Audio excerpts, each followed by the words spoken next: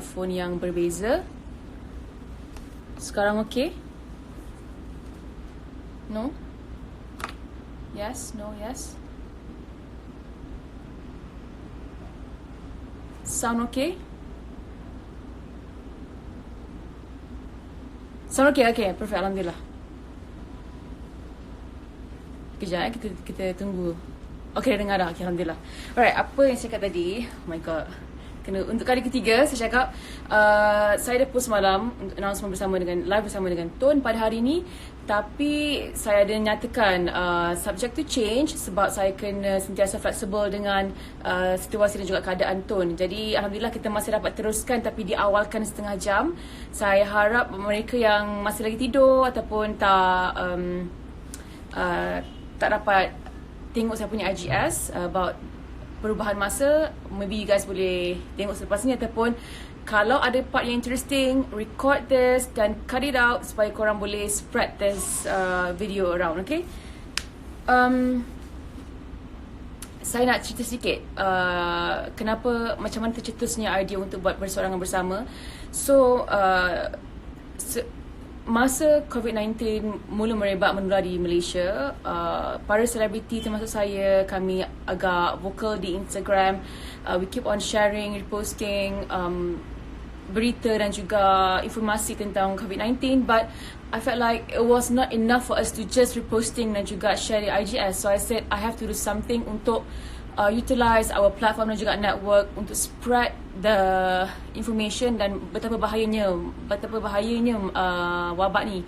Jadi saya ambil pendekatan untuk buat this session live bersama dengan public figure dan juga selebriti untuk sama-sama educate rakyat Malaysia dan juga memberi informasi tentang, look guys, this is serious. Jadi Alhamdulillah setelah bersama dengan Nora, dengan Rosa, dengan Datuk Siti Nurhaliza, sekarang saya bersama dengan idola saya Tun M. Pada hari ini saya nak tanya sebenarnya banyak benda-benda berkaitan dengan situasi sekarang dan juga pertanyaan-pertanyaan yang terbuku dalam hati ramai orang, bukan sahaja saya. Jadi hopefully apa yang kita akan bincangkan pada hari ini dapat memberi manfaat dan juga inspirasi kepada diri saya, kepada anda semua yang mendengar dan seluruh rakyat Malaysia yang lain. Dan I'm gonna start searching for Cik Official. Bunyi bising sikit sorry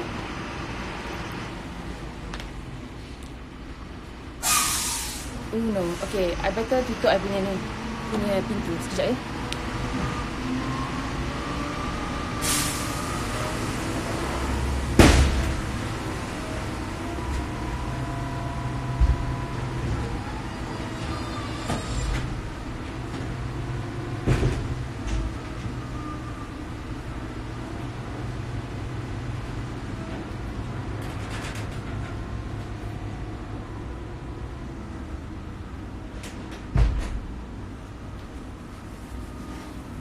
Okay, ni lah antara cabaran-cabaran bila buat live dekat rumah ni kan. Tapi perbezaan ni kalau 7 tahun di meletup tu, saya the moment guest masuk ke set, kita dah dapat rasa dia orang punya energy dan aura. Tapi cabaran untuk live ni, kita di tempat yang berbeza dan kita tak dapat baca energy mereka. Jadi susah untuk kita levelkan momentum tu ataupun energy tu. Tapi insyaAllah apapun kita cuba yang terbaik. So I'm gonna look for Tun M sekarang.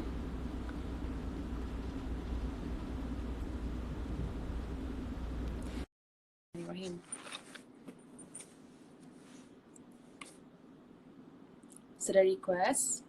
Kita tunggu untuk tim Tun M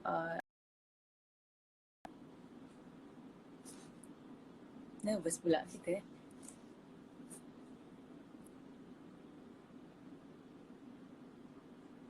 Dapat tak request saya? Ada pegawai Tun M yang berhubung dengan saya tadi. Okay, waiting for Cik Official to approve.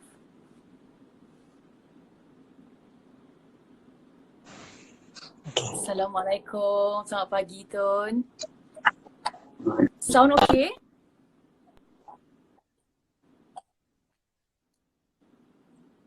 Tun boleh dengar saya dengan clear?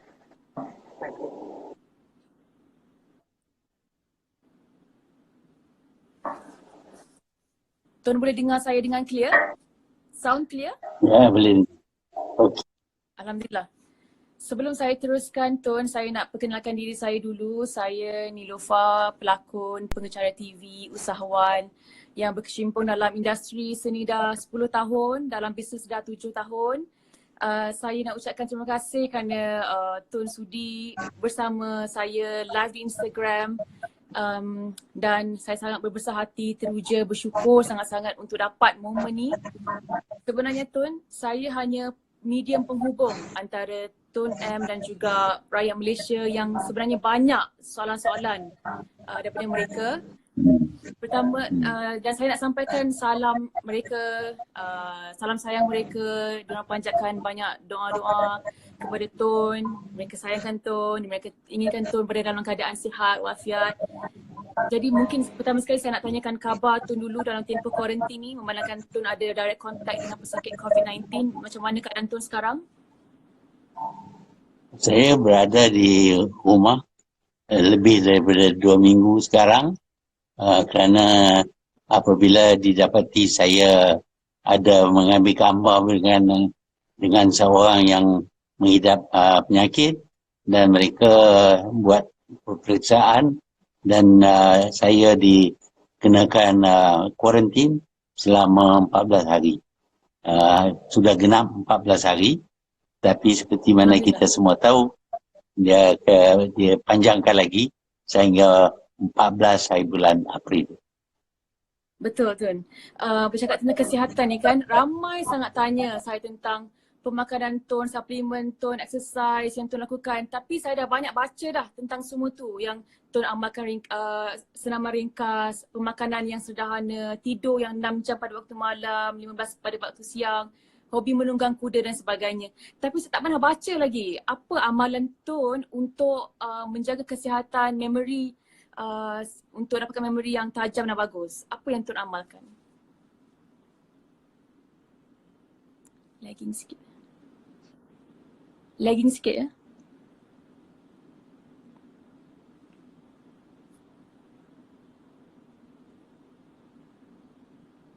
Kejap ya, kita tunggu. Ada masalah lagging sikit.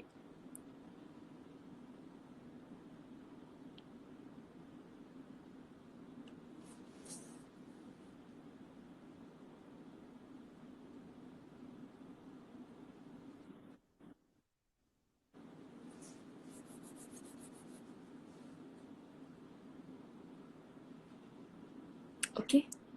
Tun nak saya ulang balik soalan tadi atau Tun dengar? Boleh ulang balik? Boleh. Boleh ulang balik? Ramai yang tanyakan saya.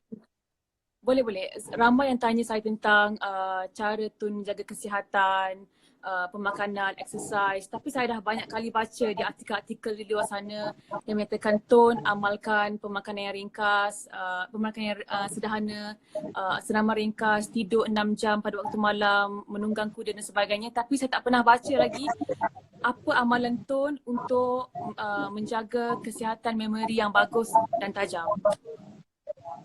Ya, kesihatan kita lebih terjamin jika kita aktif sedikit. Kalau kita bila letih sedikit, kita tidur lama-lama, itu mengurangkan exercise kita.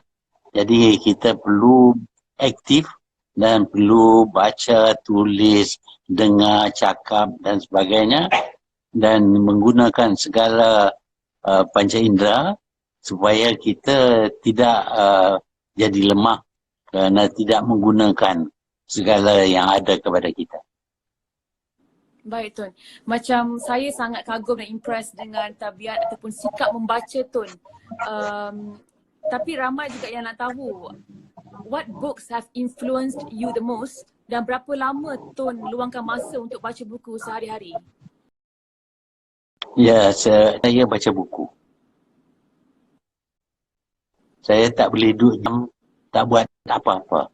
Macam mana pun ada surat khabar ataupun magazine ataupun buku novel ya kepada saya dan saya baca. Bila saya baca ni, saya berasa masa tidaklah begitu slow perjalanannya. Dan saya baca banyak jenis buku, terutamanya berkenaan dengan sejarah. Waktu ini saya baca berkenaan dengan sejarah Empire orang Mongol. Ini Empire amat orang. menarik. Orang Mongol, Mongolia. Okay. Kerana dianya ada kaitan dengan sejarah negara kita juga. Apa yang berlaku di sana mempunyai kesan selepas itu kepada negara kita. Sebab itu kita perlu tahu tentang sejarah negara-negara ASEAN, negara-negara Asian. Kerana dulu semasa saya di sekolah, saya belajar berkenaan dengan Eropah, tak belajar berkenaan dengan Asia. Sekarang ini saya ambil masa untuk baca buku sejarah berkenaan dengan negara-negara di Asia ini. Okey Tun, budaya membaca di kalangan rakyat Melayu ataupun rakyat Malaysia ni sendiri memang sangat kurang budaya membaca. Saya pasti lagi-lagi kita kena kuarantin lagi 3 minggu ni Tun, ramai sebenarnya yang nak ada sikap membaca ataupun nak ada tabiat membaca tu.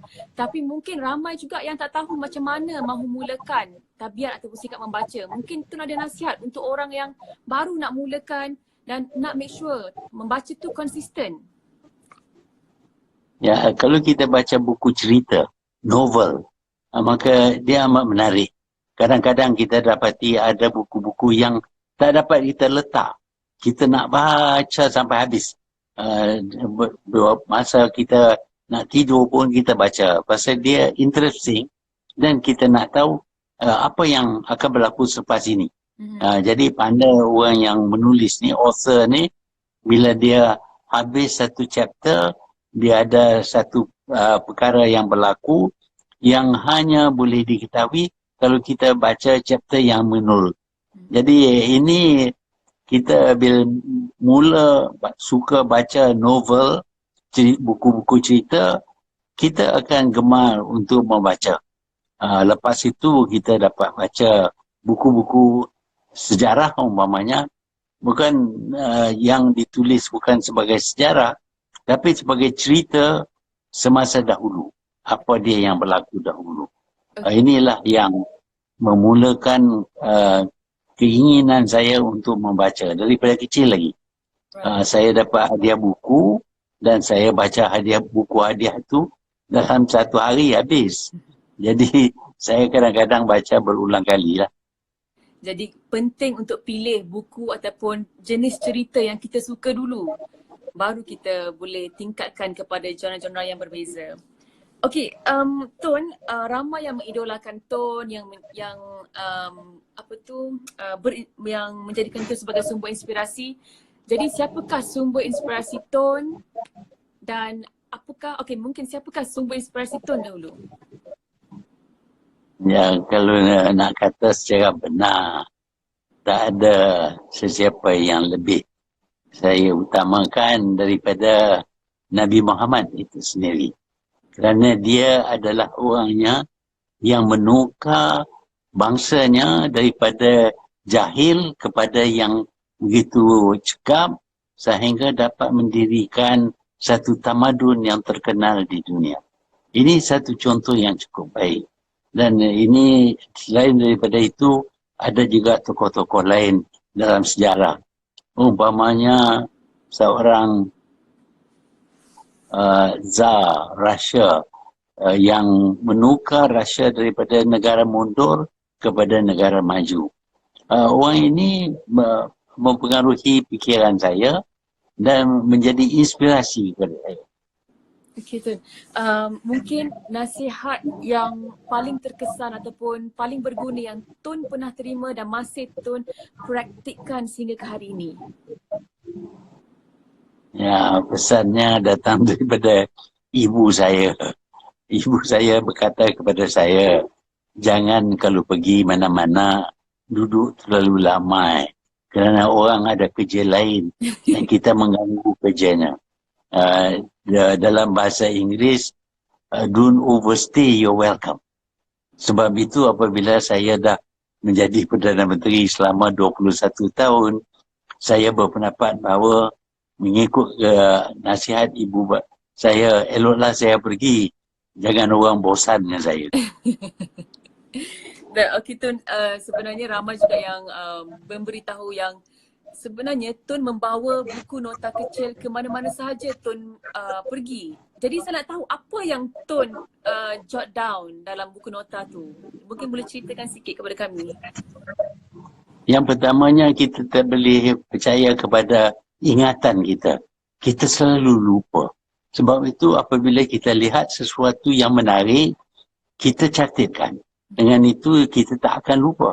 Dan buku ini mempunyai segala apa yang saya lihat dalam perjalanan saya, dalam perbincangan saya, dalam pembacaan saya catatkan sedikit perkataan yang memperingati kita akan apa yang telah saya baca ataupun lihat.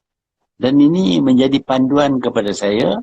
Dan semasa saya dulu jadi Perdana Menteri, saya guna buku itu untuk memperingati ahli-ahli jemaah menteri berkenaan dengan apa yang mereka tidak buat, apa yang mereka harus buat dan sebagainya. Berada di posisi Tun ni bukan semua orang boleh lalui. Bermacam cabaran, bermacam masalah yang Tun kena hadapi kan. Tapi Tun nampaknya macam Tun overcome stress dan problem tu dengan sangat tenang dan positif. Saya pun nak nasihat daripada Tun macam mana nak stay positif dan tenang untuk hadapi masalah ataupun cabaran.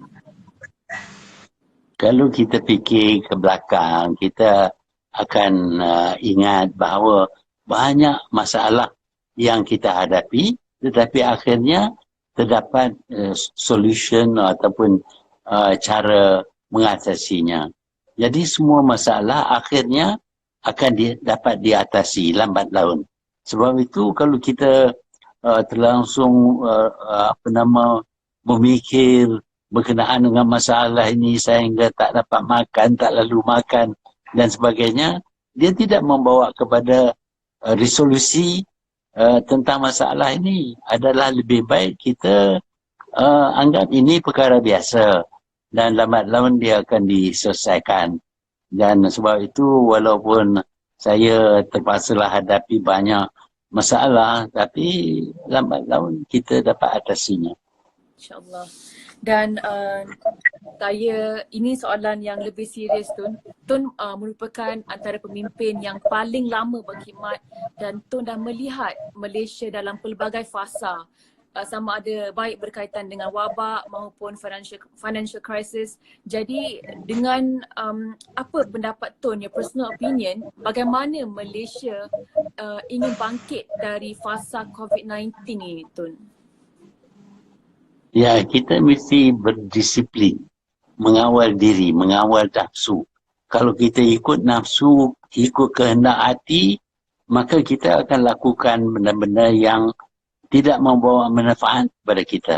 Tetapi kalau kita berdisiplin, kita kawal kehendak kita, perasaan kita, maka kita boleh terima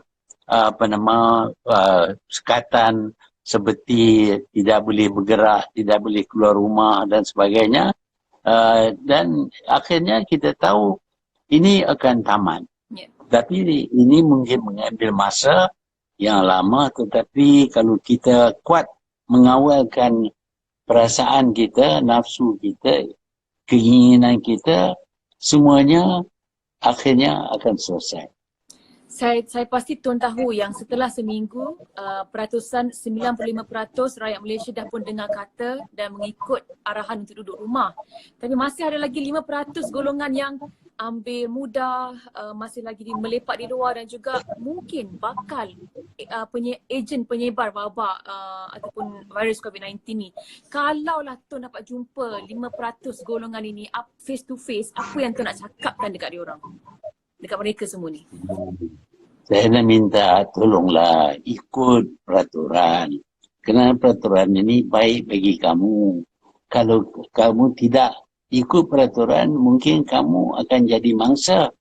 Akan dapat jangkitan daripada orang lain.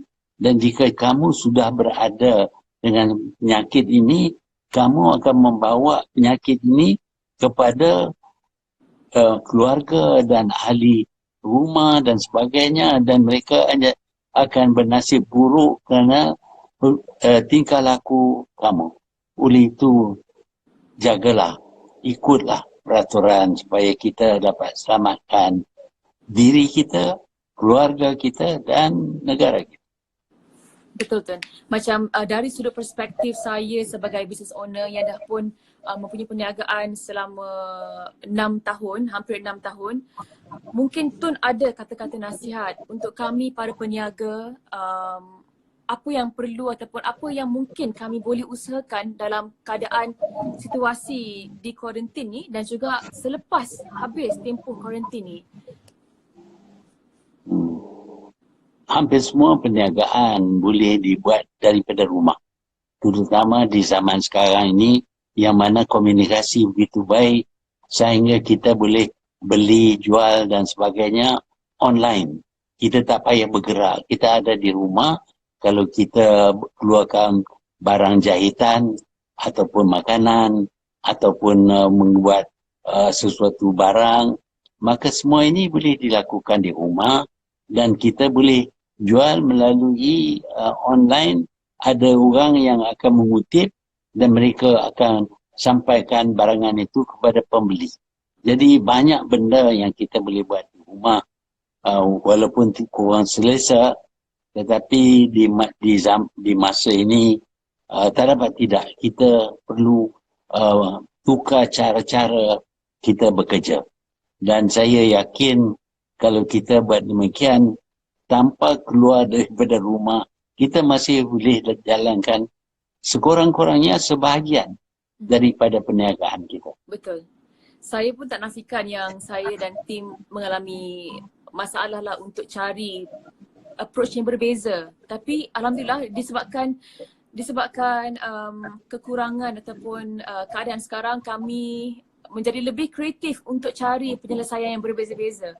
Dan seterusnya Tun, saya sekarang ramai juga yang mungkin nakkan nasihat Tun dengan bagaimana untuk mereka uruskan urusan kewangan dalam keadaan sekarang ni. Mungkin Tun boleh nasihatkan agar mereka kena manage their plan kewangan, cara berjimat-jimat dan anything that you want to say. Dalam keadaan ini, biasanya pendapatan kita berkurangan. Oleh itu, perbelanjaan kita juga perlu dikurangkan. Ada perkara-perkara yang tidak begitu penting yang boleh kita tangguhkan ataupun ketepikan kerana kita tumpu hanya kepada perkara-perkara yang penting seperti mendapat makanan dan sebagainya, mencari berniaga secara baru dan lain-lain. Dengan itu maka kita buat cara hidup yang baru. Cara hidup di rumah, seolah-olah rumah itu menjadi kedai kita ataupun pejabat kita. Dan kita sekarang ini komunikasi terlalu baik, tidak seperti dahulu. Kita boleh ada radio conference pun. Bercakap macam kita cakap sekarang ini, kita boleh bercakap dengan orang lain dan kita boleh bincang, kita boleh bahas dan sebagainya. Jadi kerana komunikasi sekarang ini begitu baik, banyak kerja yang dahulu tak mungkin kita lakukan, sekarang ini boleh kita lakukan. Kalau ada masalah yang besar yang perlu kita bincang, kita boleh bincang secara langsung dengan orang yang berkenaan. Betul.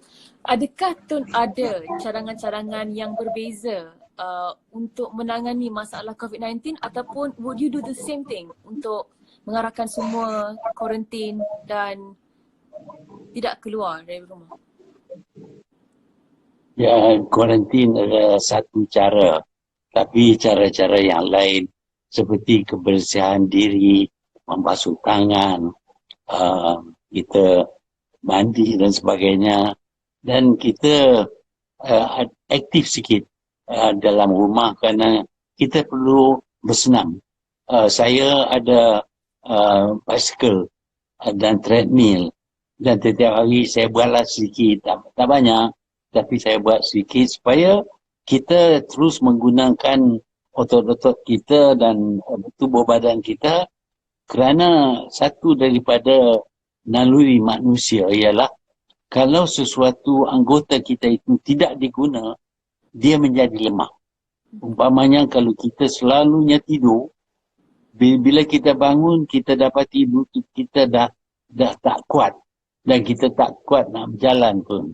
Sebab itu menjadi aktif adalah satu cara. Aktif bukan saja daripada segi gerakan badan, tetapi juga akal fikiran. Kita baca, kita tulis, kita kalau boleh kita bahas dan sebagainya. Ini menjadikan tubuh badan kita lebih sihat. Inilah yang saya lakukan.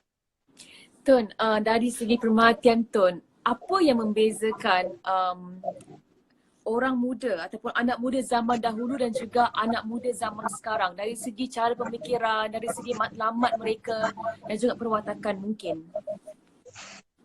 Kita terpengaruh dengan keadaan di sekeliling kita, environment kita.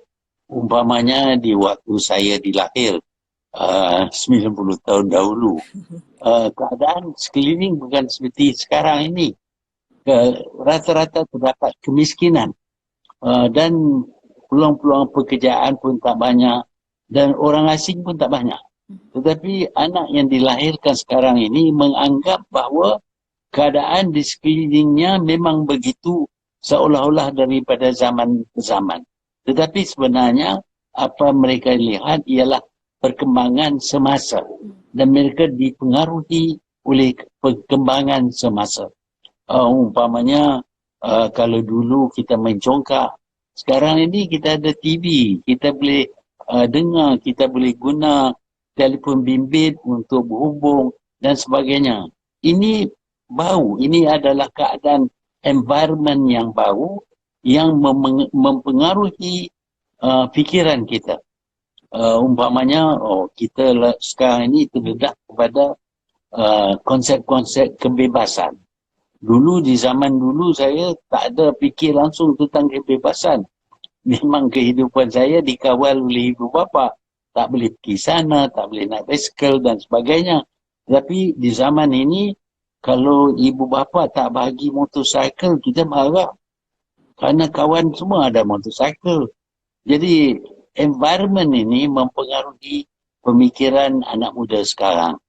Tetapi kalau mereka rajin membaca berkenaan dengan keadaan dahulu, maka mereka lebih dapat menilai tentang apa perbezaan ini, apakah dianya baik ataupun tidak baik. Tun, dua soalan terakhir dari saya. Kedua terakhir adalah, kalaulah Tun bukan bekas Perdana Menteri ataupun bukan VIP, apa yang Tun ingin buat yang Tun tak terbuat lagi sehingga sekarang? Saya waktu jadi Perdana Menteri pun saya suka buat benda yang biasa. Sebab itu saya masih pergi beli belah di pasaran dan sebagainya. Saya suka makan kopi di tepi jalan. Saya pun suka pergi di gerai-gerai. Itu cara hidup saya dulu. Dan saya ingin kekalkan cara hidup itu. Apabila saya jadi timbalan Perdana Menteri, ada pegawai yang berkata kepada saya, sekarang saya tidak boleh pergi beli barang di kedai-kedai. Kalau nak, mereka akan bawa barang ke rumah untuk saya pilih. Saya tolak cadangan itu. Saya nak hidup macam orang biasa. Saya orang biasa, ini latar belakang saya dan saya masih kenang dan suka kepada cara-cara dulu yang mana kita mempunyai jiran, mempunyai kawan dan kita bermesra sesama peringkat kita. Tidaklah orang atasan, kita orang biasa saja. Jadi saya itu yang saya utamakan. Okey Tun, Ada mungkin tadi ada lagging sikit. Ada. Okey. Dan itu je. Okey, betul. Dan yang terakhir dari saya adalah mungkin message-message yang Tun ingin sampaikan kepada frontliners kita yang sedang berjuang saat ini. Mungkin ada antara mereka yang sedang menonton dan mendengar. Ya, yang pertamanya kita harus bersyukur. Walaupun sekarang ini kita menghadapi satu penyakit yang dahsyat, tetapi kita ingat ada orang yang lebih teruk daripada kita. Kita fikirkan Itali umpamanya, 60 juta manusia terpaksa dikawal berapa lama? Sekarang India dengan 1,4 bilion orang juga tidak dibenarkan keluar daripada rumah. Tetapi kita di sini ada kawalan gerakan saja. Kita masih boleh keluar kalau ada kerja yang penting. Dan kita bersyukur kerana setakat ini frontline workers kita begitu dedicated sekali. Mereka menghadapi bahaya jangkitan, tetapi mereka sanggup menjalankan kerja supaya kita selamat. Sebab itu kita perlu bersyukur di Malaysia ini kerana negara kita ini amat terselamat. Saya peringat ramai orang bahawa kita ini dilindungi oleh keadaan alam sekitar. Umpamanya angin puting beliung daripada Lautan Hindi disekat oleh Pulau Sumatera, tak sampai ke kita. Sebab itu apabila berlaku tsunami, kita elak daripada tsunami kerana tsunami itu kena kepada Bandar Aceh sehingga hancur Bandar Aceh. Di sebelah timur pula kita mempunyai Pulau Filipina. Mereka setahun sampai 10 kali kena taifun. Tetapi kita terselamat daripada taifun kerana dilindungi oleh Pulau Filipina. Kita tidak ada gunung berapi, kita tidak banyak gerak gempa. Semua ini adalah nikmat yang kita terima di negara kita ini. Ya, memang ada masalah-masalah lain. Tapi masalah-masalah lain adalah masalah buatan kita. Bukan yang dikenakan kepada kita sebagai semula jadi. Sebab itu rakyat Malaysia perlu bersyukur tidak menimbulkan masalah di mana tidak ada masalah. Kita tidak suka kepada huru-hara dan kita selesaikan masalah kita secara terselamat, secara baik di antara kita. Itulah yang patut kita beri perhatian, kesyukuran dengan keadaan di dalam negara kita. Betul, Tun. Mungkin terakhir, ada tak pesanan istimewa daripada Tun buat saya untuk teruskan semangat untuk berjaya di masa depan? Saya selama saya jadi Perdana Menteri dan sebagainya ingin melihat orang Melayu lebih keras bekerja untuk mencari pendapatan yang bertambahan. Masalah di negara kita ini ialah perbezaan pendapatan antara kaum dengan kaum dan ini tidak sihat. Sebaliknya kalau kita ingin mengatasi ini, kita perlu tingkatkan kebolehan kita, tingkatkan pendapatan kita. Dan ini kita boleh lakukan kerana kita tidak kurang daripada segi apapun. Hanya minat saja. Sifat yang ada kepada kita ialah sifat orang yang terlalu sangat bergantung kepada orang lain yang cuba cari jalan yang mudah. Sebaliknya kalau kita berusaha, saya yakin kita boleh mencapai kejayaan yang sama seperti orang lain. Oleh itu saya harap perniagaan akan Nilfa akan terus maju walaupun kita menghadapi masalah penyakit coronavirus. Amin, insyaAllah. Tun sampaikan salam saya kepada Bunda Tun Siti dan saya pasti dengan semua orang mendoakan yang sama, segala jasa dan budi Tun kepada kami rakyat Malaysia dan juga negara Malaysia, kami tak dapat membalasnya tapi kami dapat mendoakan Tun dalam setiap doa kami Dan terima kasih sekali lagi kerana sudi bersama saya secara live di Instagram. Tun akan terus menjadi idola dan juga legend, seorang legend kepada saya. Terima kasih Terima banyak. kasih. Jaga diri Terima dan kasih. stay safe. Assalamualaikum. Waalaikumsalam.